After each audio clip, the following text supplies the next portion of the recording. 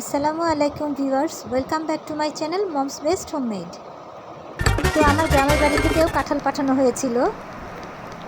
কাঁঠালটা খুব ভালো ছিল। সে কাঁঠাল দিয়ে আজকে একটা রেসিপি তৈরি করে আপনাদের দেখাচ্ছি। এই রেসিপিটার জন্য আমি প্রথমে কাঁঠালটাকে ভেঙে কোষগুলো আলাদা করে তার থেকে দানাগুলোকে আলাদা করে নিয়েছি। তারপর একটা ছাঁকনিতে নিয়ে কাঁঠালগুলোকে চেলে তার থেকে কাঁঠালের রসগুলোকে একটা বাটিতে বের করে নিয়েছি। এভাবে ছেঁকে নেওয়ার পর আমার বেশ অনেকখানি কাঁঠালের রস বের হয়েছে। কাঁঠালের এই রসটা দিয়ে আমি একটা মজাদার পিঠা তৈরি করছি। এর জন্য আমি প্রথমে 1 কাপ চিনি এই কাঁঠালের রসটার সাথে মিশিয়ে নিচ্ছি। তবে চিনিটা আপনারা আপনাদের ইচ্ছা মতো দিতে পারেন। কেউ মিষ্টি কম খেলে পরিমাণে আরও কম দিতে পারেন।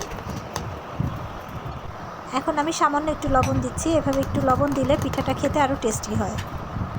লবণ আর চিনিটা রসটার সাথে ভালোভাবে মিশিয়ে নিলাম।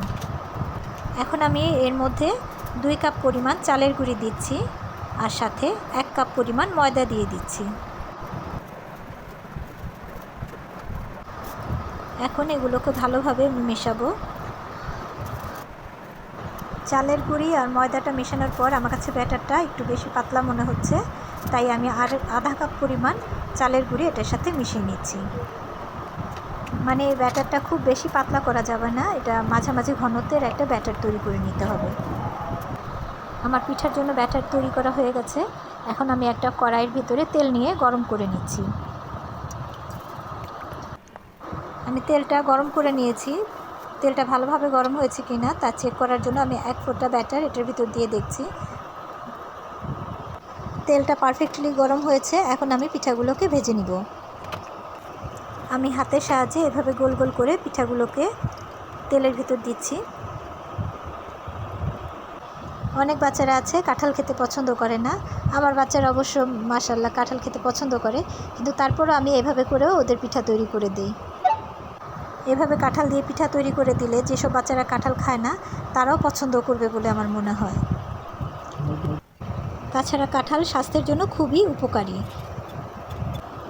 কারণ এই ফলটায় প্রচুর ভিটামিন আর ফাইবার রয়েছে।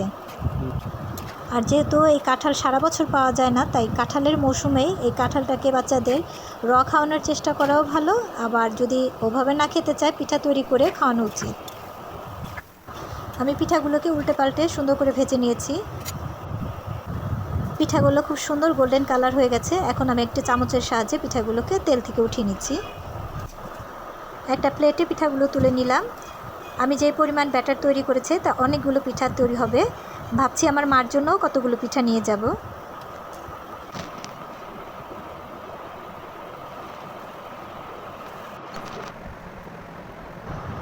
মাশাআল্লাহ আমার সবগুলো পিঠা ভাজা হয়ে গেছে।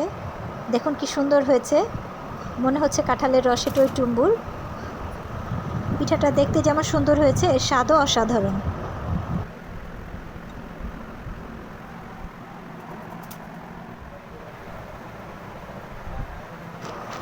আমি একটা পিঠা উঠিয়ে দেখাচ্ছি। বাইরেরটা খুব সুন্দর ক্রিস্পি হয়েছে আর ভিতরটা নরম হয়েছে।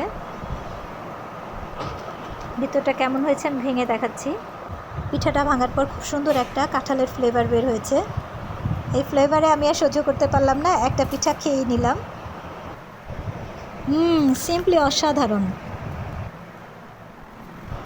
আমি রেসিপিটা খুব সহজ করে তৈরি করার চেষ্টা করেছি, আশা করি আপনাদের ভালো লেগেছে। তো আজ এ পর্যন্তই, আবার দেখা হবে অন্য কোনো নতুন রেসিপি নিয়ে। সবাই ভালো থাকবেন। আল্লাহ হাফেজ।